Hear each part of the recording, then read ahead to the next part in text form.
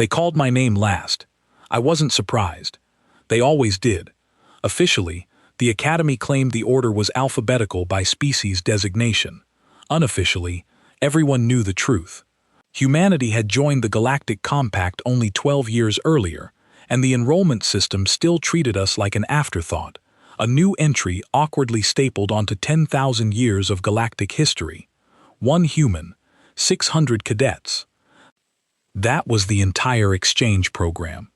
My name is Ben Calloway, and on the morning my name echoed through the arena, it felt as though every eye in the Academy turned toward me at once. I walked onto the combat platform with my hands buried in my pockets, pretending my heartbeat wasn't pounding against my ribs like boots on a parade ground. Above me, nearly 3,000 cadets leaned over the observation galleries. Some looked curious. Some amused. Most looked disappointed. To them, I wasn't another competitor. I was a novelty, a fragile little death-world primate that had somehow wandered into the galaxy's most prestigious military academy. The arena itself was breathtaking. A perfect hexagon nearly 30 meters across, forged from a flawless white material that swallowed every footstep and every echo, leaving behind an almost unnatural silence. Towering hard light barriers shimmered around the edges, ready to contain whatever happened inside. It looked less like a training ground and more like an execution chamber. The cadets thought they were about to watch the human get taught a lesson. I couldn't blame them. After all, I hadn't told anyone what humans considered a friendly sparring match. Translucent walls of pale blue energy that hummed at a frequency I could feel in my jaw, in my teeth, in the thin bones behind my ears. Above those barriers, the observation gallery rose in steep, curving tiers, packed with bodies of every size and shape the galaxy had decided to produce over 4 billion years of evolutionary experimentation. I was looking at the collected biological portfolio of known space, and none of it looked anything like me. Massive drone cadets sat in the lower tiers, their armored bodies taking up 2 seats each. They were built like Earth's rhinoceroses might have been if they had stood upright, grown forearms, developed opinions about interstellar military doctrine, and covered themselves in dark chitinous plating that could stop a rifle round. They were the galaxy's heavy infantry, the battering rams of the Compact's armed forces, and they looked at everything smaller than themselves with the patient contempt of creatures who had never once in their evolutionary history needed to run from anything. Above them, the Steri sat in elegant clusters, their long limbs folded beneath them, their skin shifting color in slow hypnotic patterns, silver to blue to violet and back again. A constant display of emotional state that they could not fully control. The Steri were fast, faster than anything I had ever seen move. Their reflexes operated on a timescale that made human reaction time look like continental drift. They were scouts, assassins, specialists in the art of being somewhere else before you realized they had been there at all. Further up, the Korvathi occupied an entire section by themselves, not out of preference, but out of necessity. They were enormous, each one a walking fortress of natural bone armor, broad-shouldered and heavy-browed, with hands that could crush a steel beam. Their home world had a surface gravity nearly twice Earth's, and they had evolved to carry that weight the way mountains carry snow, effortlessly, inevitably, without complaint. And then there were the Nelvari, the Tusk, the Brinar, the Clacy, the Orventhi, and 24 other species I had spent the past 8 months learning to identify, memorize, and quietly, carefully study from behind the mask of the harmless little human who sat in the back of every class and never raised his hand. I had raised my hand plenty, just never where they could see it. Today was the weapons proficiency exam. It was a tradition at Violet that went back 4 centuries, a rite of passage that every first-year cadet had to complete. The rules were simple enough. Walk into the arena, select a weapon from the Academy armory wall, demonstrate basic combat competence against a standard training drone, get graded, move on. The armory wall was a massive display rack that stretched along the entire northern edge of the arena floor, holding over 300 weapons sourced from every civilization in the Compact. Plasma lances from the Korvathi foundries, graviton hammers from the Drun war forges, phase blades, neural whips, venom staves, shock pikes, cryo gauntlets, pulse spears, and 24 other instruments of carefully engineered destruction that I did not have human words for. Every weapon on that wall was designed to complement a specific species, a specific biology, a specific set of evolutionary advantages. Claws for gripping, extra arms for balance, armored skin for absorbing recoil, venom glands for coating blades, compound eyes for tracking targets across multiple visual spectrums. I had none of those things. I had 5 fingers on each hand, skin that could be cut by a piece of paper, eyes that could only see in one narrow band of the electromagnetic spectrum, and a skeleton that would snap under forces that a Corvathi child could generate by accident. By galactic standards, I was one of the most fragile sentient beings in known space. The other cadets had spent 8 months looking at me and seeing a novelty admission, a political gesture, a soft and breakable creature from a soft and breakable world that had been allowed into the most prestigious military academy in the Orion Arm because the Compact wanted to seem inclusive. They were not entirely wrong, but they were not entirely wrong. I had been watching the exams all day, sitting in the gallery with the rest of my class, taking notes in my head while keeping my face carefully blank. The Drun cadets went first. Each one walked to the armory wall with the calm confidence of someone shopping for groceries, grabbed a graviton hammer or a warall that weighed more than my entire body, and proceeded to smash their training drone into scrap with 2 or 3 bone-rattling swings. The gallery cheered. Standard, expected, satisfying, big things smashing other things. The galaxy loved it. The Cytheri went next, and the tone shifted from thunderous applause to something more like awe. They chose twin-phase daggers, slender blades of contained energy that hummed in frequencies that made my fillings vibrate, and they danced around their drones like smoke flowing through a garden. Quick, graceful, almost beautiful. Their strikes were precise enough to separate a drone's sensor housing from its torso without scratching the paint. More cheers. Then the Corvathi, who favored shield cannons, hybrid weapons that combined a physical barrier with a short-range energy projector. Then the Nelvari, with their neural whips that responded to bioluminescent nerve signals. Then species after species, each one selecting a weapon that fit their body, the way a key fits a lock, demonstrating the combat style that their biology had been designed for. And I watched all of it. Not the weapons, not the techniques, not the showmanship or the style or the power. I watched the drones. I watched how the training drones attacked, how they moved between strike patterns, how their limbs rotated at the joints, where their sensors were mounted, how long it took them to recalibrate after a missed swing. I watched the tiny gaps in their timing, the micro-pauses between one action and the next, the moments when their programming was processing rather than acting. I counted the intervals, I measured the distances, I mapped the geometry of their attack arcs in my head, calculating angles and speeds and windows of opportunity with a part of my brain that had been trained to do exactly this kind of work since I was 12 years old. My father trained it.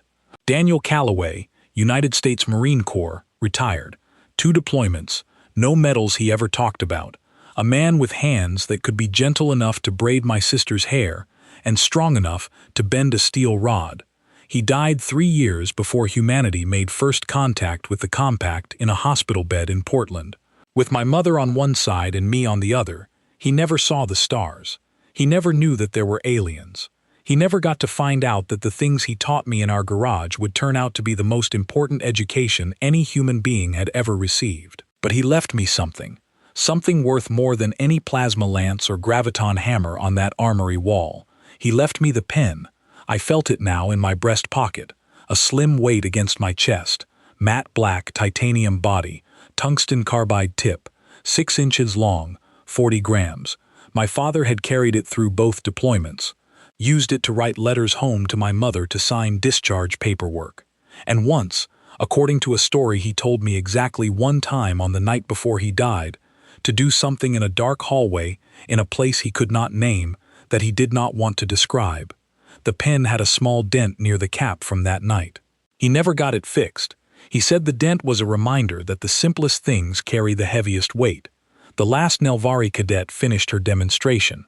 The gallery applauded politely, and then the arena's announcement system spoke my name. Cadet Calloway, human, approached the armory wall. I stood up from the gallery bench. 600 pairs of eyes, plus various numbers of additional sensory organs, turned to follow me as I descended the steps to the arena floor. The hard light barrier opened to let me through, a brief shimmer of blue energy across my skin, and then I was standing on the white hexagonal platform, alone under the collective gaze of 3,000 beings who expected to be entertained by the amusing little earth creature. I walked to the armory wall. A few weapons remained. A cryog gauntlet designed for a hand with 7 fingers. A venom staff that required biological glands I did not possess. A neural whip keyed to a nervous system entirely unlike mine. Leftovers. The weapons nobody wanted or could not use.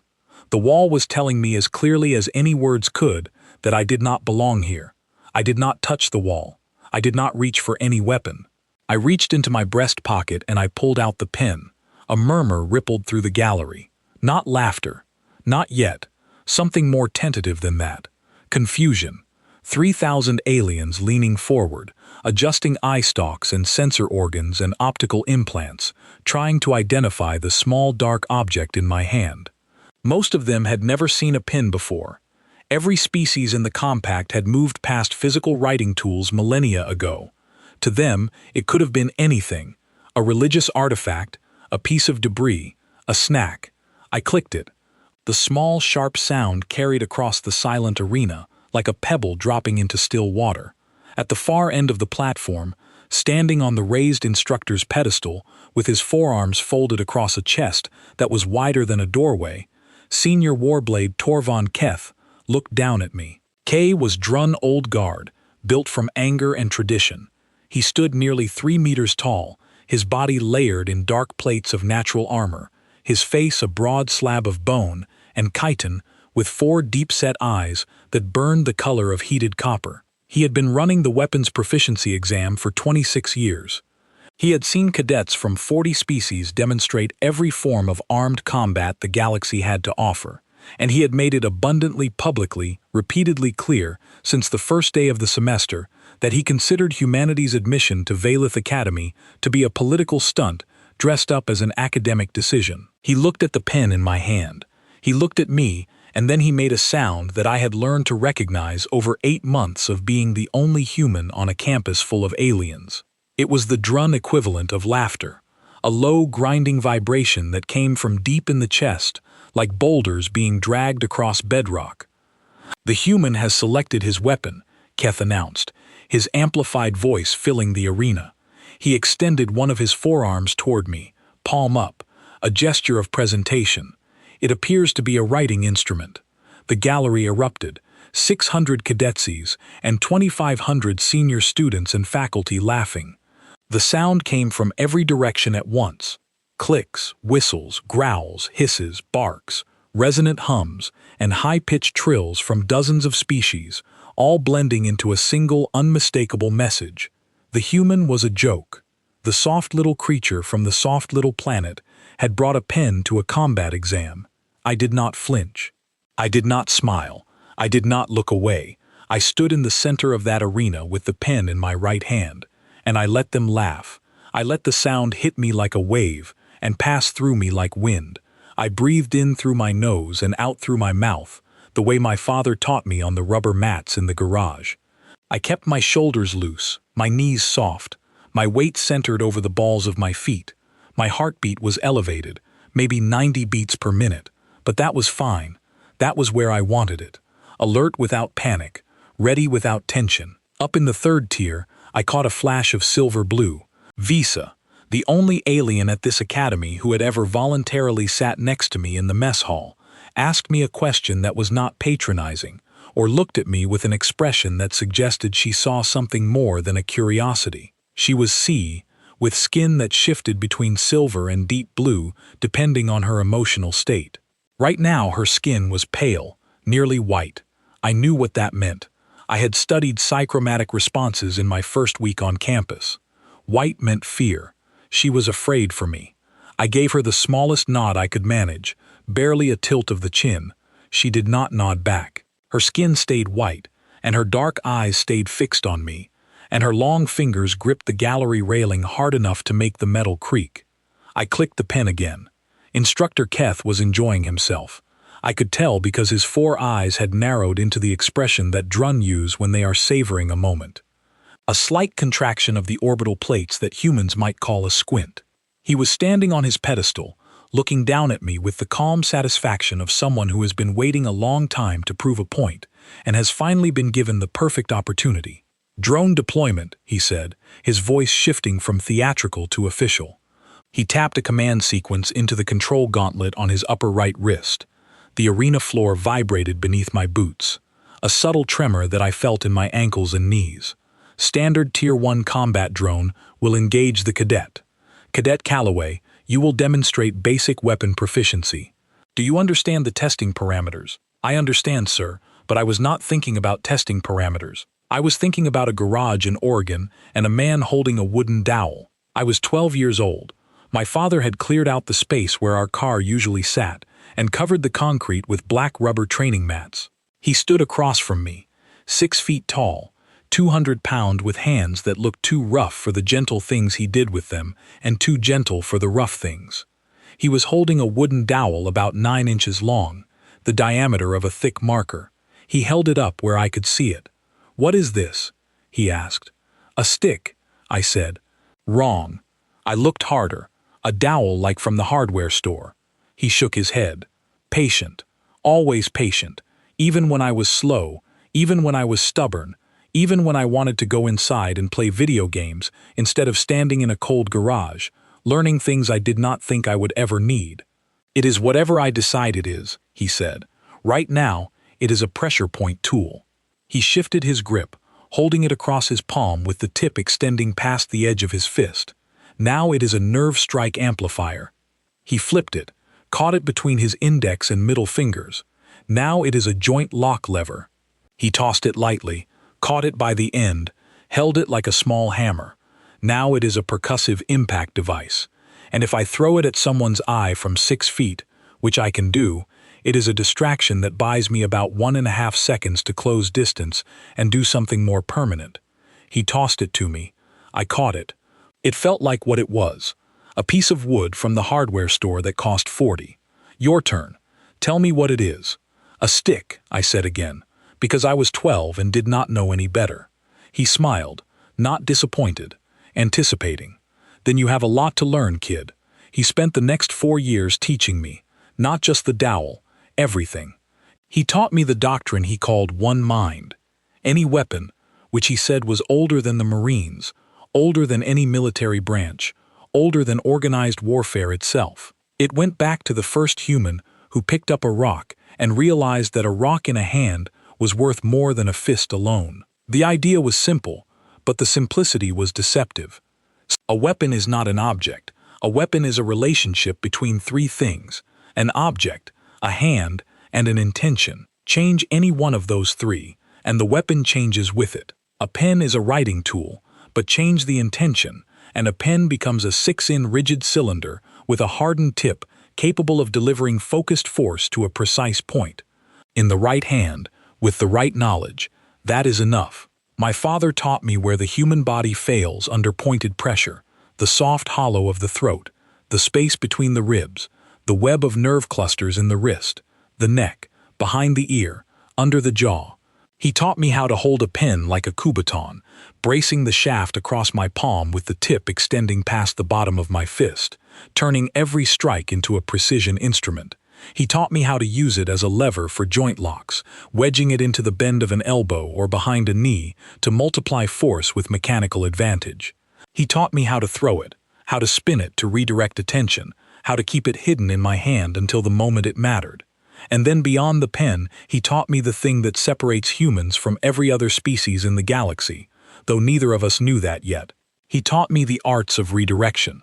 On Earth, we have a dozen names for it: Judo, Aikido, Brazilian Jiu-Jitsu, Hapkido, Shui Jiao, a dozen different cultures separated by oceans and centuries, all arriving independently at the same revolutionary conclusion. You do not need to be stronger than your enemy. You need to understand leverage and momentum better than your enemy does. The bigger they are, the harder they fall. Not a cliché, a law of physics. No other species in the Galactic Compact had ever developed anything like it. Every other intelligent species fought by matching strength to strength, advantage to advantage, natural weapon to natural weapon. The idea that you could take an opponent's power, their speed, their mass, their own attacking force, and turn it against them, that was uniquely, purely, entirely human. And I did not understand how extraordinary that was until I got to Valith and realized that 3,000 alien cadets representing 80 species looked at combat the same way a hammer looks at a nail, as a contest of who can hit harder. I stood in the arena now holding my father's pen, and I was not holding a writing instrument. I was holding 40 grams of titanium and tungsten, 6 inches of reach, and the distilled essence of 10,000 years of human ingenuity. I was holding the reason my species had clawed its way to the top of a food chain that included animals with claws and fangs and venom and speed and strength that should have made our extinction a foregone conclusion. We survived not because we were the best at anything, but because we were good enough at everything and creative enough to make up the difference with whatever was lying on the ground. Down on the arena floor, the moment stretched. Key entered his drone activation commands. The gallery buzzed with residual laughter and anticipation. And then Keth paused. I saw his fingers hover over his gauntlet. I saw his 4 copper eyes narrow with a new thought. He was not done with me yet. "Before we begin," he said, and I heard the shift in his voice, the performative quality of someone who knows they have an audience and intends to use it. "I would like to extend an offer to Cadet Calloway." He gestured toward the armory wall with his lower left arm. "Several weapons remain available. Some are adjustable to accommodate human grip specifications. If the cadet would prefer to select a proper weapon before engaging the drone, the Academy will permit the exchange. No penalty will be assessed." There it was, the exit door, wide open, brightly lit, impossible to miss. Take a real weapon, little human. Stop pretending. Stop embarrassing yourself. Stop embarrassing the institution that made the mistake of admitting you. Every eye in the gallery locked on to me. The buzzing stopped. The silence that replaced it was expectant, loaded with the weight of 600 cadets who wanted to see what the human would do when given the chance to come to his senses. I looked at the armory wall. I looked at the weapons still hanging on their mounts. I looked at Keth and I felt the pin in my hand, warm from my grip, the tungsten tip pressing lightly into the pad of my curled ring finger. "Thank you, sir," I said. My voice came out steadier than I expected, which was good because my heart had just ticked up to about 100 beats per minute and was showing no signs of slowing down. "This is my weapon." The gallery stirred, a rustling of scales and plates and fabric and skin. Kaith stared at me for 3 full seconds. I counted them because counting is something my father taught me to do when my pulse gets fast, a way of anchoring the mind to something concrete while the body does its chemical dance of adrenaline and cortisol. Then Keth shook his massive head. He had picked up the gesture from watching human body language during class, and he used it now with maximum condescension, a slow, deliberate side-to-side movement that communicated everything he thought of me without a single word. "Very well," he said. His fingers moved on his gauntlet. "In light of the cadet's confidence in his chosen instrument, I am exercising my authority as senior warblade to adjust the difficulty of this examination." He tapped a sequence I could not see.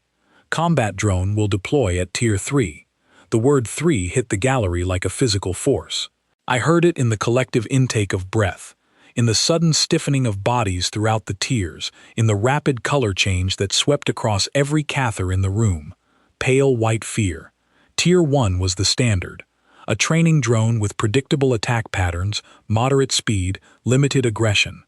It was designed to test whether a cadet could hold a weapon correctly and swing it without falling over. Every first year faced Tier 1. The talented ones might face Tier 2, which was faster and less predictable, but still well within the capabilities of any trained cadet with a proper weapon. Nobody faced Tier 3, not in first year, not even most graduating cadets. Tier 3 was reserved for advanced combat simulations, for active military personnel maintaining their combat certifications, for the rare occasions when the Academy wanted to genuinely test someone's limits. Tier 3 drones were faster, more adaptive, equipped with 4 articulated arms, each one tipped with a shock blade that could deliver enough electrical charge to stop a Korvathi heart. A Korvathi heart is roughly the size of a human basketball, protected by 3 inches of natural bone armor. My heart was the size of my fist, protected by a cage of ribs that a Korvathi child could crack by accident, and a cotton blend uniform shirt that offered roughly the same protection as a good attitude. Keth knew exactly what he was doing. This was not a test. This was a message. He was telling every cadet in this gallery, every future fleet commander and ground force leader and strategic planner, that humans did not belong in the arena, that our presence here was a joke, and he was going to make the punchline as painful as possible. In the gallery, Visa's skin had gone completely white. She was gripping the railing with both hands, her knuckles standing out against her chromatic skin. Across the tier, a Korvathi cadet named Drawn, one of the few who had ever spoken to me without visible disdain, had leaned forward with his heavy brow furrowed and his massive hands flat on his thighs. The Korvathi posture of deep concern. Something had shifted. Keith had pushed too far, and the gallery could feel it. This was no longer funny. A Tier 3 drone against an unarmed human, because that is what they saw. An unarmed human was not a test. It was something closer to an execution. But here is the thing that Keth did not understand, that none of them understood. Tier 3 was not a punishment. It was a gift.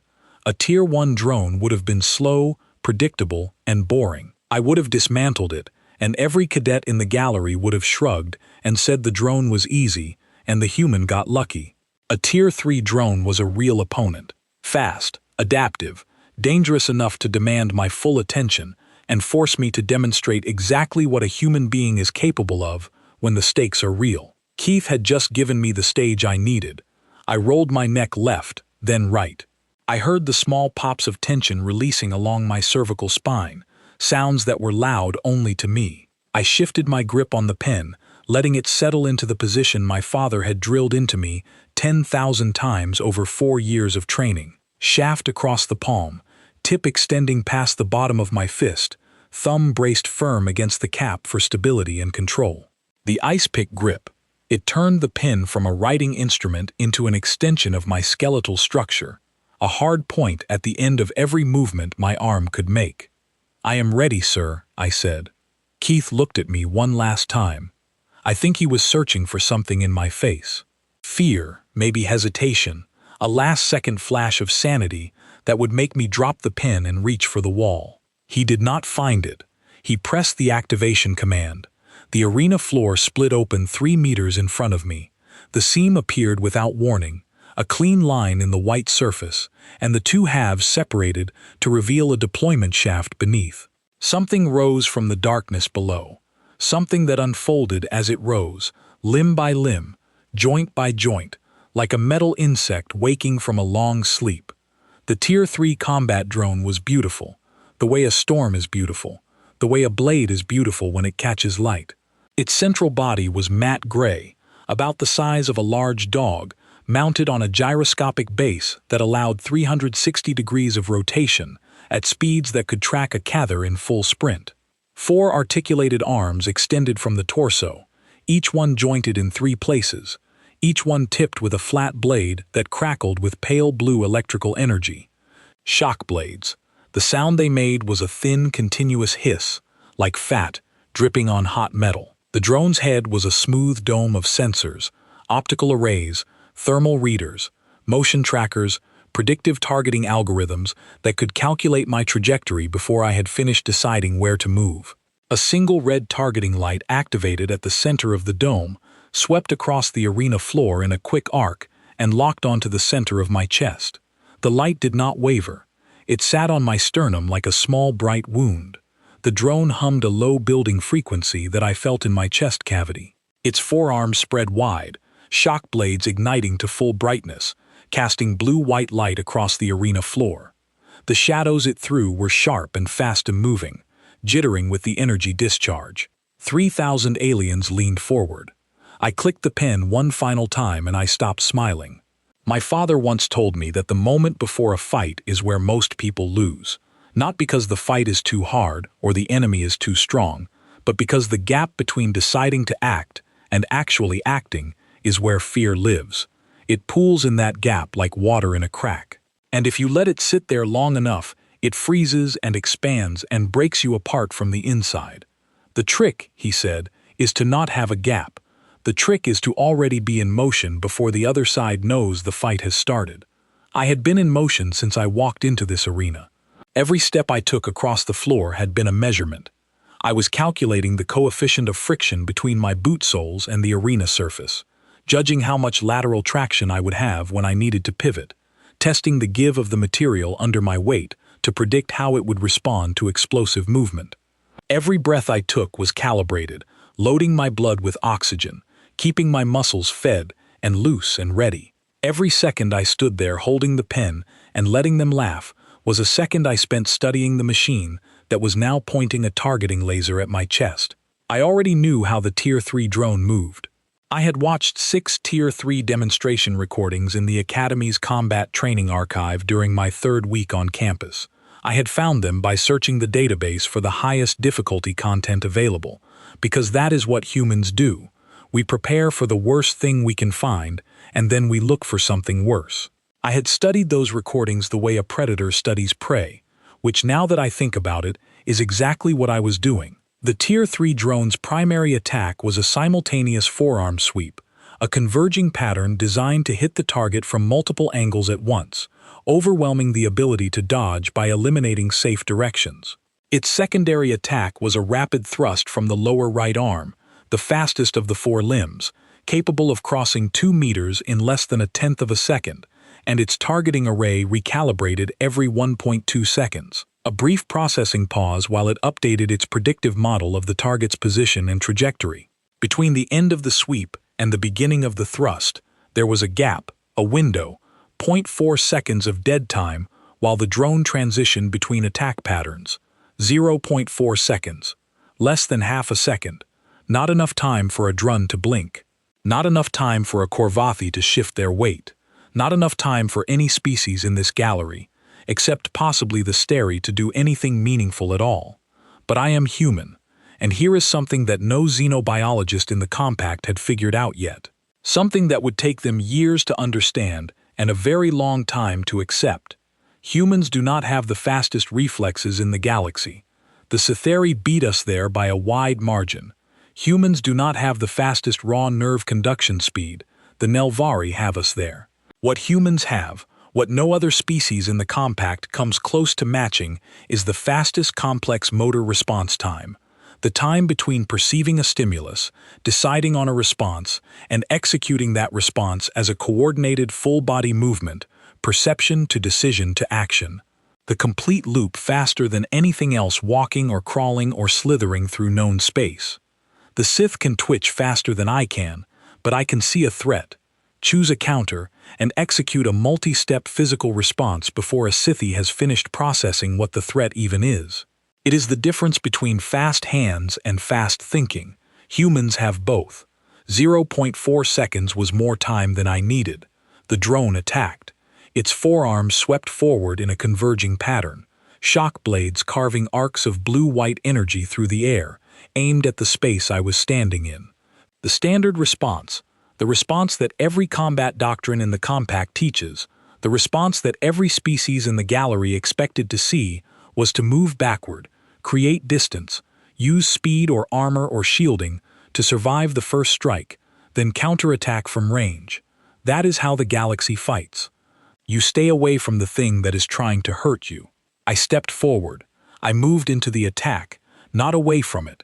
I closed the distance between myself and the drone in a single explosive stride, driving off my back foot, dropping my center of gravity, shifting my weight forward and down like a sprinter launching from blocks. The shock blades passed over my head and on either side of my torso because I was inside their arc. The drone's attack pattern was designed to engage targets at optimal striking distance, approximately 1.5 meters, and I had just eliminated that distance entirely. For a fraction of a second that felt much longer. I was pressed close to the drone's central body, close enough to feel the heat from its power core radiating through my uniform shirt. The gallery made a sound. I cannot describe it precisely, because it was not a sound any single species made. It was a collective vocalization from 3,000 beings simultaneously encountering something that did not fit into any combat framework they had ever learned. It was the sound of assumptions breaking. I had studied this moment, not this exact moment, but the principle behind it. It is called in Wikido the entering step. You move into an attack rather than away from it, placing yourself in the one position where the attacker's weapons cannot reach you. Inside the arc, inside the guard, so close that strength becomes a liability and precision becomes the only thing that matters. No other species in the compact had ever developed this concept. Their combat instincts, honed by millions of years of evolution, all pointed in the same direction, away from danger toward safety. The idea of deliberately closing distance with a superior opponent was not just counterintuitive to them, it was unthinkable, like suggesting that the safest place to stand during an explosion is at the center of it. The drone reacted. Its programming registered the anomaly, a target inside optimal engagement range, and initiated a recovery protocol. The four arms began retracting, pulling back toward the central body for a close-range reconfiguration. This was the transition, the dead time, the 0.4-second window between the sweep and the thrust. I moved. My right hand came up in a tight, controlled arc.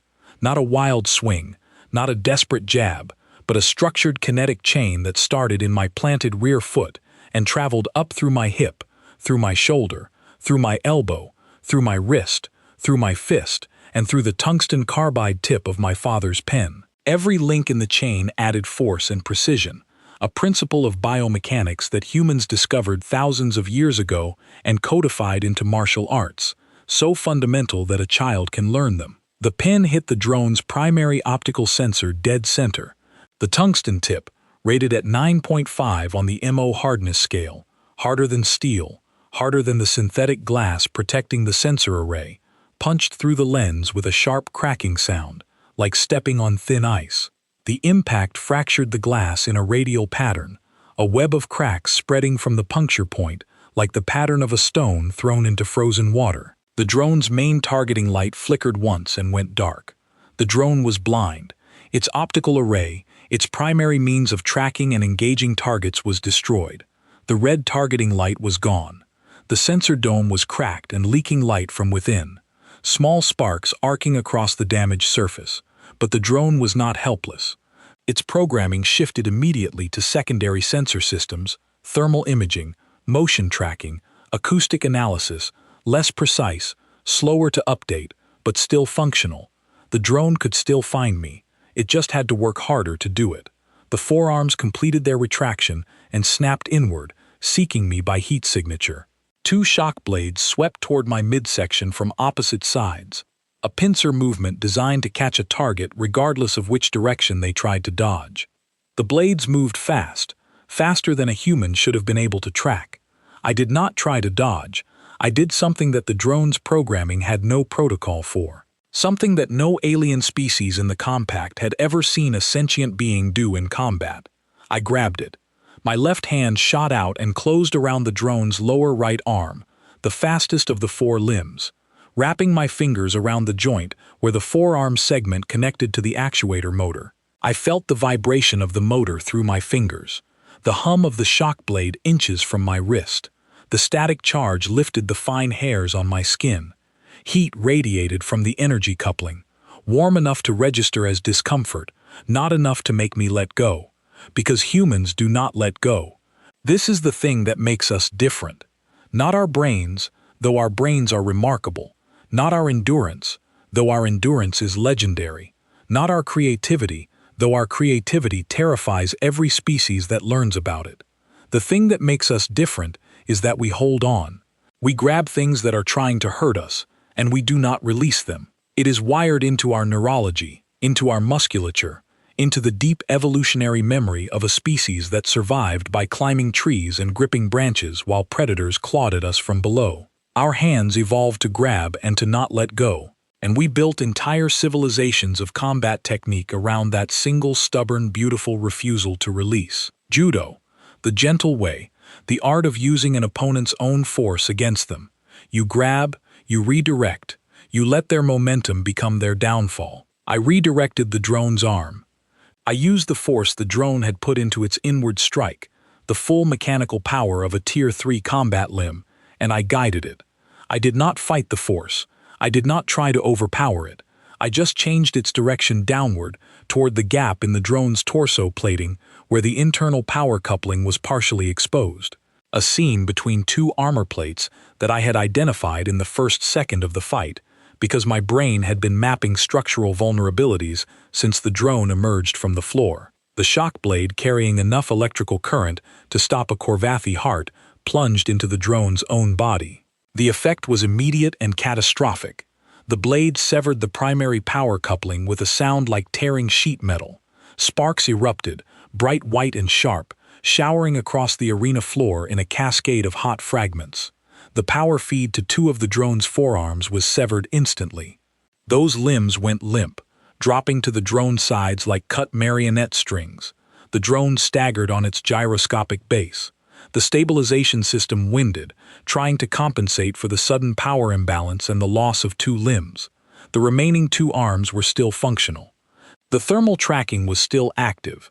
The drone was damaged, badly damaged, but its adaptive programming was already working, reclassifying me, escalating its threat assessment, preparing a new attack pattern with its remaining capabilities. I did not give it the time. I pulled the pin from the cracked sensor dome and drove it into the exposed power coupling, the torn gap where the shock blade had ripped through the drone's torso plating. The tungsten carbide tip, an excellent electrical conductor, slid between two live circuit traces and bridged the gap. The effect was a cascading short circuit. Two incompatible power systems suddenly connected through a 40-gram stick of titanium, and tungsten dumped their combined energy load into each other. I felt the heat instantly, a sharp, searing flash against my fingertips where they held the pen. The metal went from warm to burning in less than a second, and every nerve in my hand screamed at me to let go. I did not let go. My father burned his hands once on a piece of rebar, in a story I heard one time in a place with no name. He held on too. He held on because the alternative was worse, because the mission was not finished, because he was human, and humans finish what they start even when it hurts, even when the smart thing to do would be to drop it and run. The drone's remaining systems overloaded. The two functional arms spasmed, shock blades flickering rapidly between full charge and dead. Blue, white, dark, blue, white, dark, like a strobe light running out of power. The gyroscopic base emitted a rising whine that peaked in a dull pop, the sound of a stabilization matrix burning out. The drone tilted, listed to one side like a ship taking on water, and then collapsed onto the arena floor in a shower of sparks and the sharp, clean smell of ozone and burned circuitry. I pulled the pin free. The tip was blackened, the titanium shaft was almost too hot to hold. There was a new scratch along the body, a bright silver line against the matte black finish, sitting right next to the old dent from whatever my father had done in that hallway. Two marks, two stories. Father and son. I clicked the pin. The mechanism still worked. The small sound was absurdly loud in the silence. I slid it back into my breast pocket and turned to face Instructor Keth. The arena was silent, not quiet, not hushed, not the momentary pause between one noise and the next. Silent. The kind of silence that has physical properties, weight, and texture and pressure. The kind that pushes against your eardrums and makes you suddenly acutely aware of your own heartbeat, your own breathing, the blood moving through your own veins. 3,000 aliens representing 80 species, every one of them equipped with vocal apparatus or sound-producing organs of some kind, and not a single one of them was making a sound. The drone lay on the floor behind me in three distinct pieces. The main body, the severed arms, the cracked sensor dome still leaking small sparks that died on the white floor like tiny orange stars winking out. A faint haze of smoke drifted upward, catching the arena lights. I stood still and let the silence do what silence does best. I let it carry the weight of what had just happened.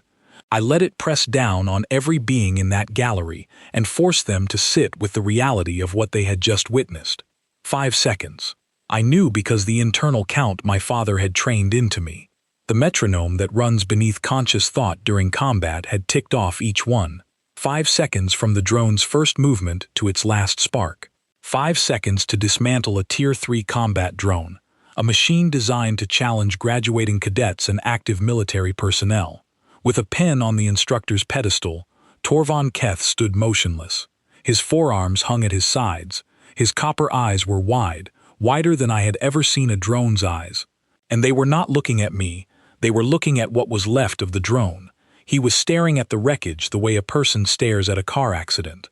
The way you stare at something when your brain is working very hard to fit what it is seeing into a framework that no longer applies. I said nothing. I did not need to. The arena said it for me. The silence held for what felt like a long time, but was probably about 10 seconds. And then from somewhere in the upper tiers of the gallery, a single sound broke through. A heavy rhythmic tapping, a Korvathi fist striking a Korvathi chest plate. In Corvi culture, the chest tap is not applause. It is deeper than that. It is an acknowledgement from one fighter to another, a statement that what you just witnessed was not luck or trickery, but genuine skill, the kind of skill that earns respect regardless of species. It is reserved for moments that matter. I had never heard it directed at a first-year cadet before. 1 Korvathi became 2, 2 became 5, 5 became a dozen. The rhythmic tapping spreading across the gallery like a building drum roll, joined by other sounds from other species. Sierri clicking their teeth in rapid staccato, a sign of deep admiration that they could not fake even if they wanted to. Drew humming a low resonant note that I felt in my ribcage. Nelvari flashing their bioluminescent markings in complex patterns I could not translate, but could feel the intent of. Even species I did not know well, species I had barely interacted with all semester, were adding their voices to the sound. It was not cheering. It was something older and more honest than cheering. It was the sound of recognition. I let it build. I let it wash over me and through me. And I felt something in my chest that was not pride. Not exactly. Something quieter than pride. Something that felt like my father standing behind me with his hand on my shoulder saying nothing because nothing needed to be said. Then Instructor Keth spoke. His voice was different. The grinding authority was still there, but the theatrical contempt was gone, stripped away and replaced by something I had never heard from him, something careful, something that sounded almost like caution. Cadet Calloway. The gallery fell silent instantly, responding to his tone. Explain your technique for the Academy record. For the Academy record, those 4 words meant more than the entire fight. That was protocol language, formal documentation language, the language Keth used when something mattered enough to be preserved, studied, and taught to future classes. He had never used that phrase with a first-year cadet. I knew because I had watched every single exam today, all 600 of them, and every time he had said adequate, or acceptable, or for the best performers, noted. He had never asked anyone to explain. I looked up at him and I saw something in his copper eyes that I recognized, not from alien body language manuals, but from the most human instinct I possessed, recognition, the slow grinding awareness that a deeply held belief was wrong, and the careful process of a proud mind adjusting to a new reality it did not want but could not deny. Targeted sensory disruption, I said, keeping my voice level and clinical. The tungsten carbide tip has a hardness rating sufficient to penetrate the synthetic glass housing of the drone's primary optical array. Removing visual input forces reliance on secondary sensor systems with lower spatial resolution and slower update cycles. The gallery was silent. Every translator in the room was working, converting my words into 80 different languages. Redirective grappling, I continued. The drone's lower right shock blade arm was captured and guided into the drone's own primary power coupling, using the drone's own attack momentum as the motive force. This technique derives from several Earth-based martial arts disciplines, that specialize in converting an opponent's offensive energy into a self-inflicted structural failure. I paused, let it land. Improvised circuit disruption.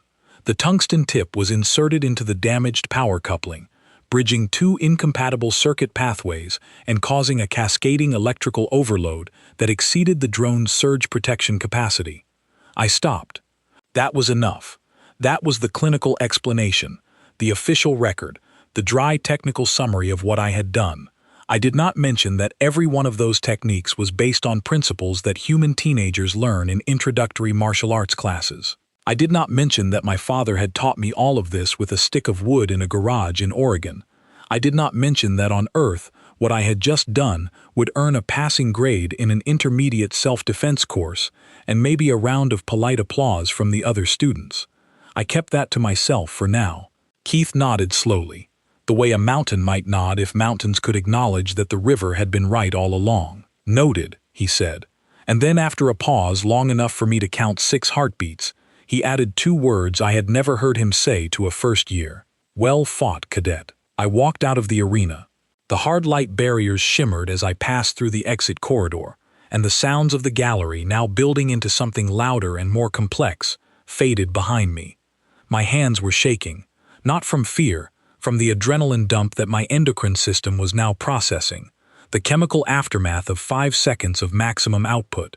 My right fingertips were red and tender where the pen had heated during the circuit disruption, the skin already tightening in the early stages of a burn that would blister by morning. I made it about 40 meters down the corridor before Visa caught up with me. She moved fast when she wanted to, her long, sorry legs covering ground in smooth, silent strides. Her skin was doing something I had never seen before, cycling through colors in a rapid sequence. Silver, blue, violet, and then something new. Gold. A warm, deep gold that seemed to come from beneath the surface of her skin rather than on it. I had studied psychromatic responses extensively. I had never encountered gold in any reference material. Calloway. She fell into step beside me. Her voice was quiet and intense, vibrating at a frequency that told me she was working through something she had not yet figured out how to say. "What you did in there, that was not normal." "It was a pen and a drone." I said, "That is not what I mean." She stopped walking, and I stopped with her because her hand was on my arm, her long fingers wrapped around my forearm with a grip that was surprisingly firm. Her skin had settled on the gold color, and her dark eyes were locked on mine. "My people have a word, Kethvon. It does not translate well into common. The closest meaning is the predator you did not see, the one that does not look dangerous, the one you dismiss and then it is too late." She released my arm. "Humans are Kevon, Ben, every one of you, and I do not think you understand what that means to the rest of us." I understood exactly what it meant, but the truth was heavier than I wanted to share in a hallway, so I let her think I did not. I returned to my quarters, washed the soot from the pen, treated my fingertips with burn cream from the medical kit under my bunk, and sat on the edge of my narrow bed in the small gray room the Academy had assigned me. I held the pen in my undamaged hand and turned it slowly, watching the overhead light catch the new scratch beside the old dent. 20 minutes later, my communication panel chimed. The message was short. "Cadet Calloway, report to the Commandant's office immediately." The Commandant of Valith Military Academy was a being named Alvor. He belonged to a species called the Tanari, one of the founding civilizations of the Galactic Compact.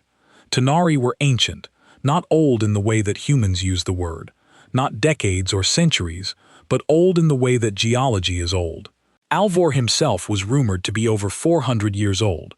He had thin, pale skin that looked like birch bark, long limbs that moved with deliberate slowness, and large dark eyes that seemed to absorb light rather than reflect it.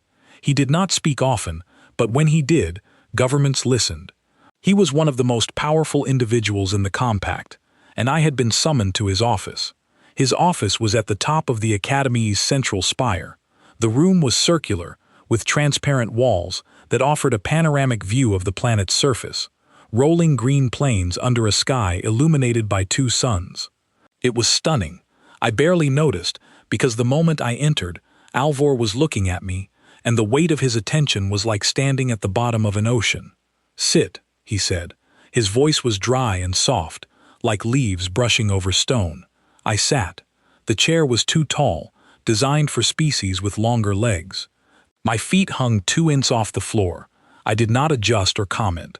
I just sat and looked at him, and let him look at me. He studied me for a long moment. I studied him back because that is what humans do.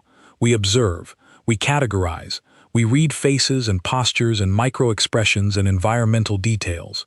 Not because we are aggressive, but because our ancestors survived a world full of predators by reading it faster than it could read them. "I watched your exam," Elver said. "Liv, I have watched the recording 4 times since." I said nothing. There was nothing to say yet.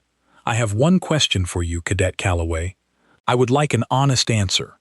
"Yes, sir." He leaned forward, and his dark eyes did not blink. "Is what you demonstrated today something that all humans are capable of, or are you exceptional among your species?" The question landed harder than any shock blade could have. Not because it surprised me.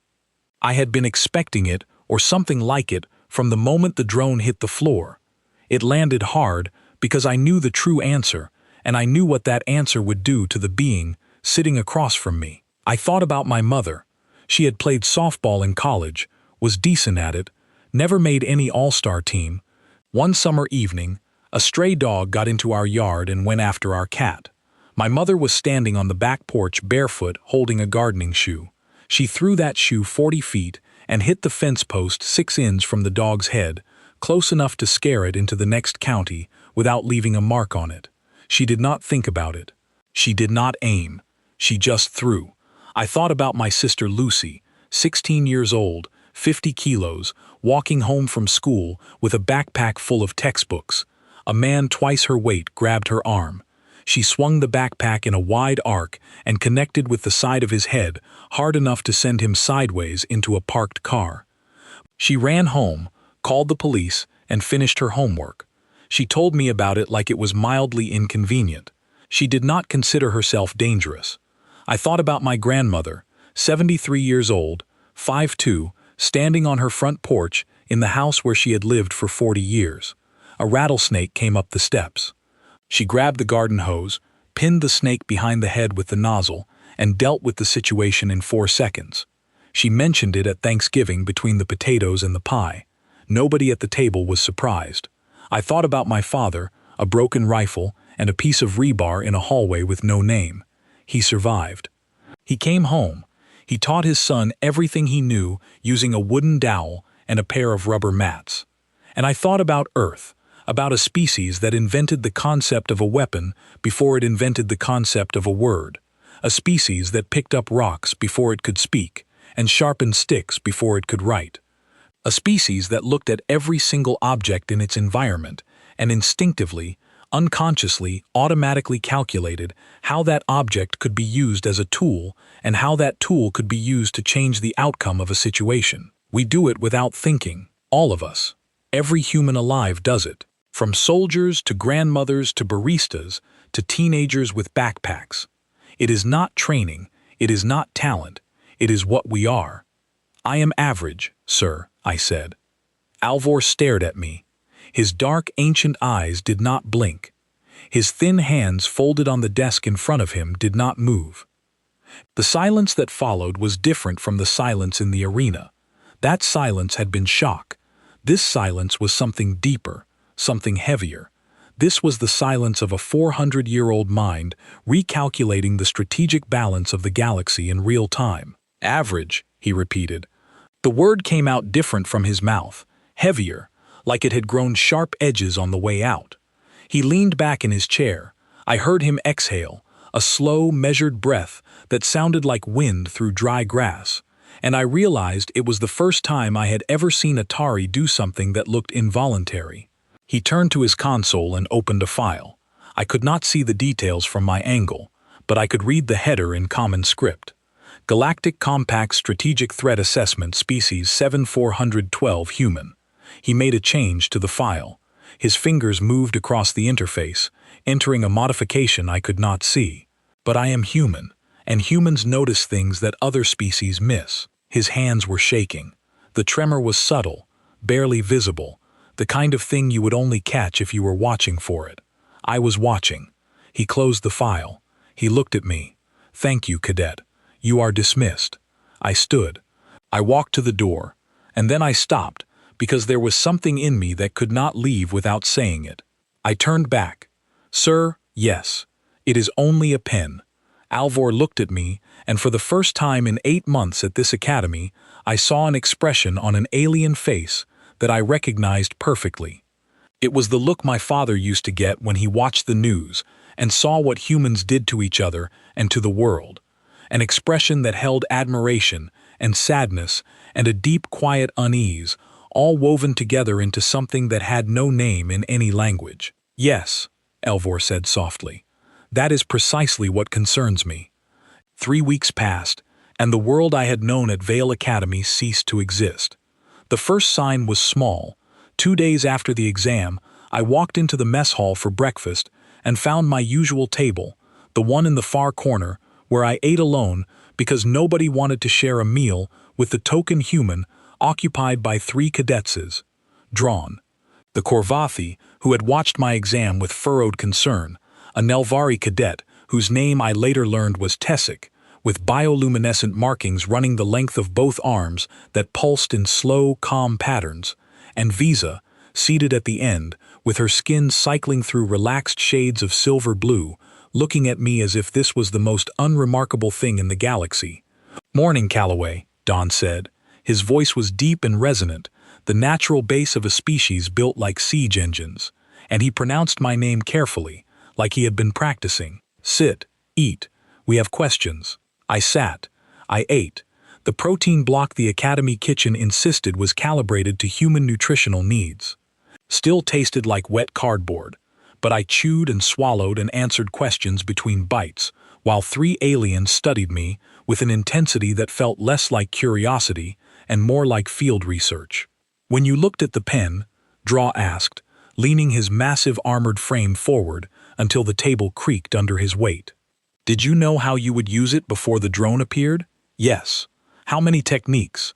How many different applications?" I thought about it, not because I did not know the answer, but because I wanted to give an honest count rather than an impressive one. "About 14. Drawn sat back. Tessic's bioluminescent markings pulsed bright orange, a color I had learned meant alarm or intense surprise. Vissa did not react at all, which told me she had already done the math herself. 14 drawn, repeated from a writing instrument. 17. "If you include throwing it," I said, but I would only throw it as a last option because then I would not have it anymore. Tessic made a sound that I would later learn was the Nelvari equivalent of stunned laughter, a quick burst of bioluminescence along the jaw. That meant the brain had encountered something it could not comfortably process. The questions continued over the following days, and they were not what I expected. The aliens did not ask me about technique. They did not ask me about training or conditioning or combat doctrine. They asked me about how I think. "When you enter a room," Vissa asked me one evening in the library. Her voice pitched low even though we were alone. "What do you see first?" "Exits," I said. "Then objects, then people, and the objects. What do you see when you look at them?" I considered the question. I looked at the table between us. I looked at the reading lamp. I looked at the data tablet she was holding. I looked at the stylus clipped to the edge of the tablet. "Options," I said. Her skin flickered gold again, that color I could not find in any reference guide, and she wrote something on her tablet that she did not let me see. As the days turned into weeks, the changes accelerated. The laughter was gone, completely, permanently gone, replaced by something more complex and harder to navigate. Some cadets watched me the way you watch something volatile, sitting on a shelf, with careful attention and a clear awareness of how far away the nearest exit is. Others approached me openly, asking to train together, to spar, to learn. I said yes to the ones who asked with respect, and no to the ones who asked like they were trying to reverse engineer a threat. And then there was Instructor Keth. He never spoke to me about the exam, not once. He never acknowledged it in class, never referenced it in passing, never brought it up in any context. But during week 12 of the semester, a new module appeared in his curriculum. It was listed on the syllabus as Improvised Resource Application, Theoretical Foundations. It was not on the original syllabus. I checked. The module covered the use of non-standard objects in combat situations, the identification of structural weaknesses in mechanized opponents, the principles of redirective force application, and the psychological impact of unconventional tactical choices. It was in everything but name a translation of One Mind, any weapon into galactic military terminology. I sat in Lecture 14 and watched Keth present a theoretical analysis of using a rigid pointed object to disable a sensor array. He demonstrated the technique using a holographic simulation. The angles were mine, the grip was mine, the kinetic chain foot to hip to shoulder to fist was mine. He never mentioned my name. He never acknowledged the source. But halfway through the lecture, his eyes met mine for exactly 1 second, one quick flash of copper. Then he looked away and continued teaching. It was the closest I would ever get to an apology from him. I accepted it. The bigger shifts were happening off campus. The recording of my exam, all 15 seconds of it, had leaked onto the Galactic Communications Network within hours of the event. I never found out who released it. Visa denied responsibility, with her skin turned an innocent pale green that I did not believe for 1 second. But I could not prove anything, and frankly, I did not try very hard. The video went everywhere. Within a week, it had been viewed 2 billion times across compact space. Within 2 weeks, it was the most discussed piece of military training footage in the 400-year history of the Valith Academy. Analysis pieces, commentary threads, reaction compilations, and frame-by-frame breakdowns flooded every major information network. Military scholars, combat theorists, xenopsychologists, and intelligence analysts from dozens of species were all watching the same 15 seconds of footage and arriving at the same unsettling conclusion. A Drun war scholar named Rethka published a paper in the Compact's most prestigious military journal. She called it the Adaptive Predator Hypothesis. The paper argued with rigorous evidence drawn from Earth's biological and cultural history that humans were the only known sapient species in the galaxy that had evolved as generalist apex predators.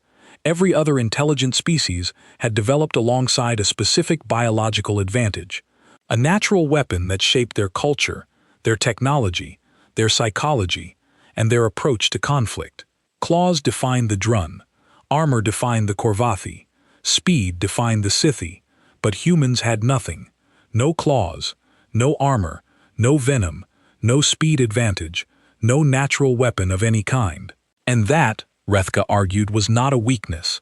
It was the most dangerous adaptation in evolutionary history, because a species with no natural weapon is a species that must learn to make weapons out of everything. Their brains evolved not for specialization, but for improvisation. Their neurological architecture was built from the ground up around the instant assessment and repurposing of environmental objects. They did not adapt to weapons. They adapted weapons to themselves. The paper's final line became the most quoted sentence in galactic military theory that year. I will not repeat it exactly, but it asked a question that nobody could answer comfortably. What will a human not consider a weapon? And it suggested, based on what happened in the Veil Arena, that the answer was nothing, that to a human, the entire physical universe was an armory. I read the paper on a Tuesday evening in my quarters. I thought about my grandmother and her garden hose. I thought about Lucy and her backpack. I thought about the barista at the coffee shop near my old apartment in Portland, who once subdued a disruptive customer by flipping a pot of water toward his shoes with enough precision to splash without scalding. A warning that ended the situation before it began. None of these people were soldiers. None of them had trained at any academy. They were just human. And that, according to the most cited military paper in the Compact, was enough to rewrite the strategic calculus of the galaxy. The political responses came in waves. A Korvathi defense minister named Gorvin quietly authorized a doubling of fleet presence near human-occupied space. The deployment order was classified, but Visa told me about it because Theri intelligence networks were, in her words, extremely talented at hearing conversations that were meant to stay quiet. The fleet increase was not hostile.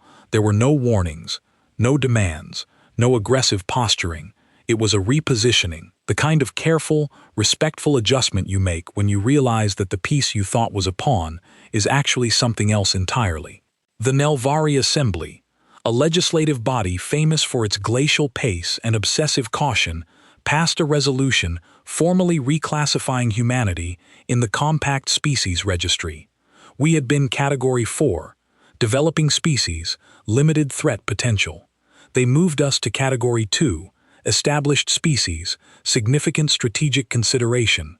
The jump was unprecedented. Most species advanced one category per century, if they advanced at all.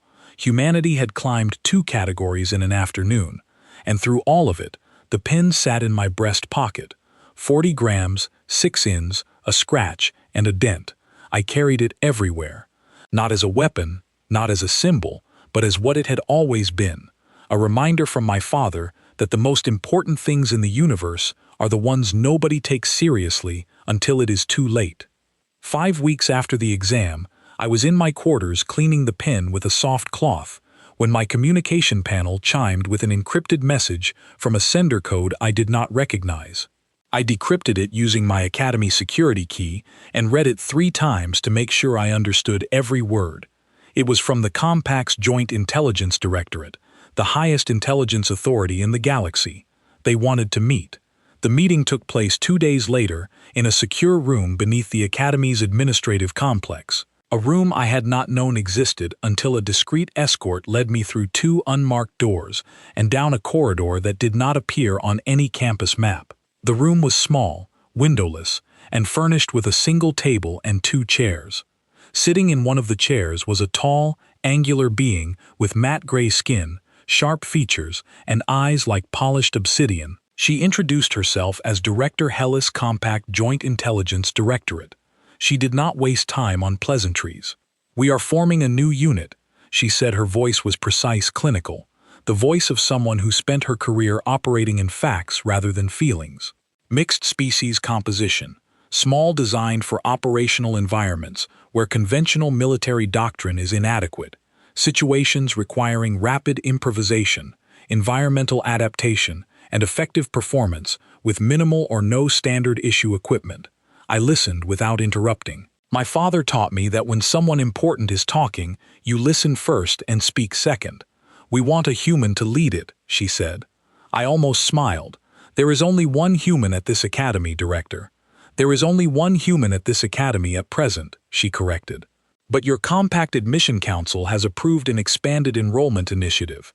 12 additional human cadets will arrive at the start of next semester." She paused and something shifted behind her dark eyes, something that might have been satisfaction. "The recording of your exam was instrumental in that decision.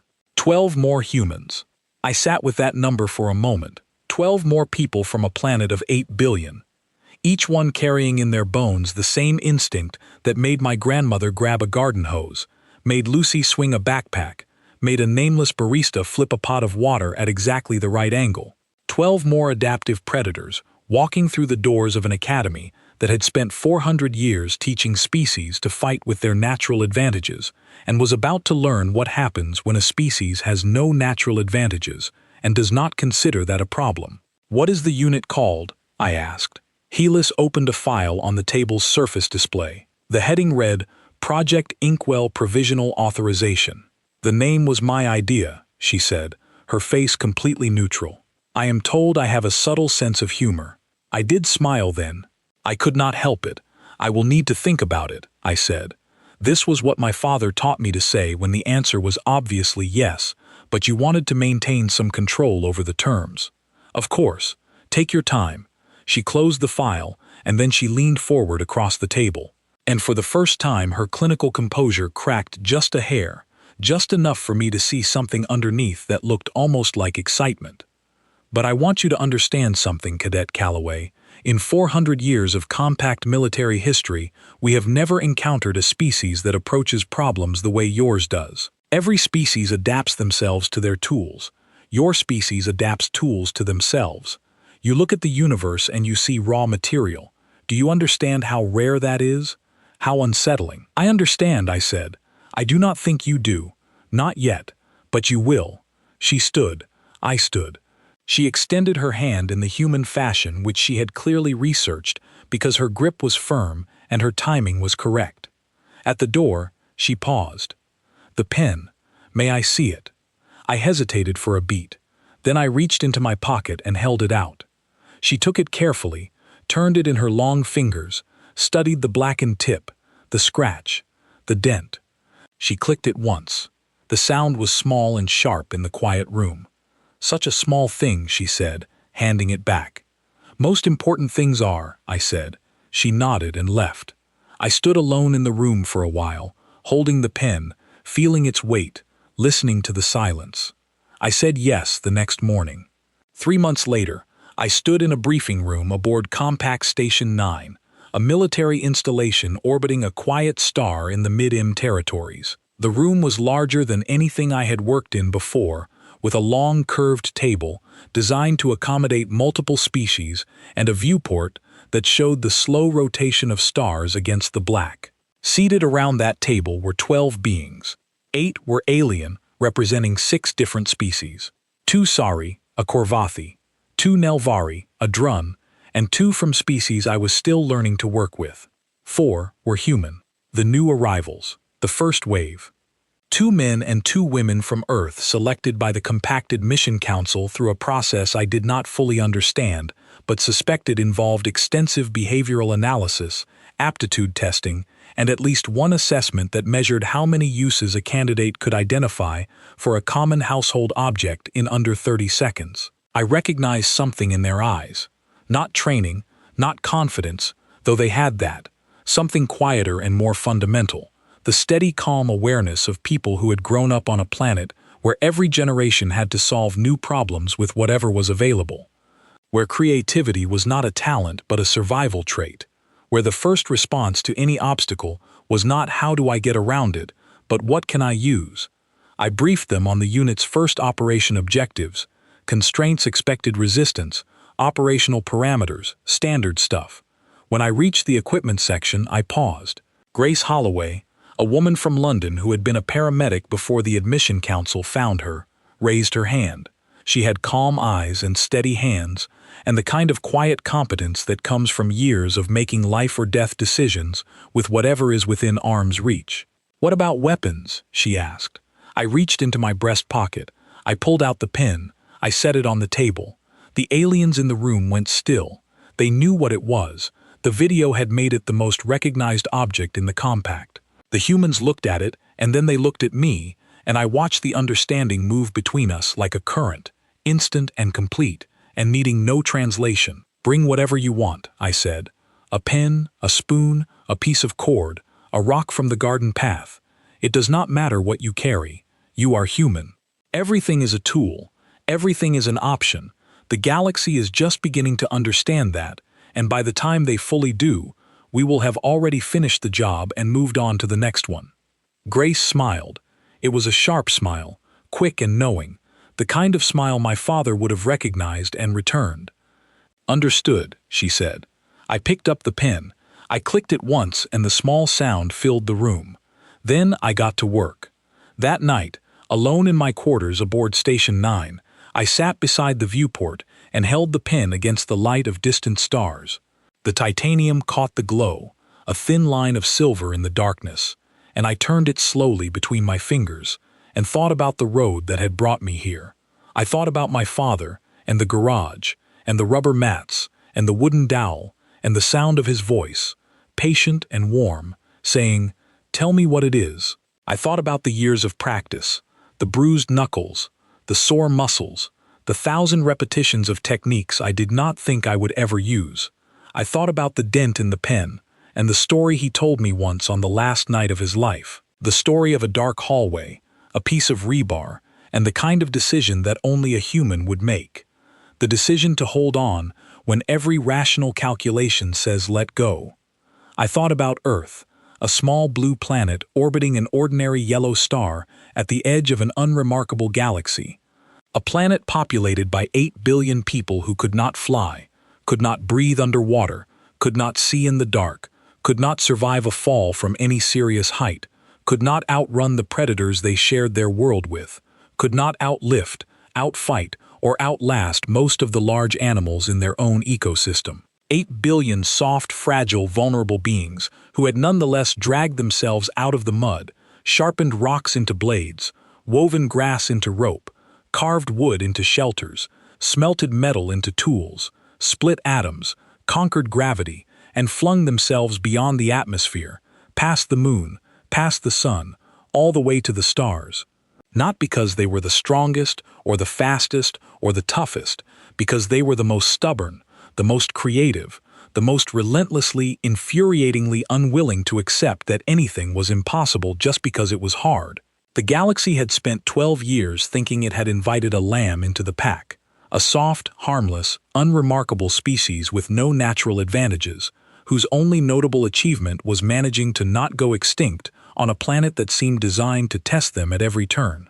They had patted us on the head and given us the worst seats and laughed at our strange little tools and filed us under Category 4, limited threat potential. They had looked at us and seen what we lack. They were only now beginning to understand what we carry. Not claws, not armor, not venom or speed or strength. Something older than all of that. Something that started in a cave with a sharpened rock and grew into a civilization that could reshape matter, harness energy, and reach across the void between stars. The ability to look at anything, anything at all, and see not what it is, but what it could become in our hands with our intention, shaped by 10,000 years of practice at the simple, powerful, terrifying art of making do with what we have. I clicked the pen one last time and slipped it into my pocket. Tomorrow, the galaxy would learn a little more, and the day after, and the day after that, because that is what we do.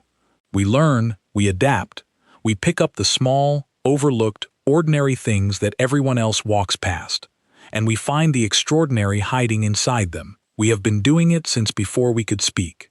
We will keep doing it long after the last star burns out. My father would have smiled. It is only a pen.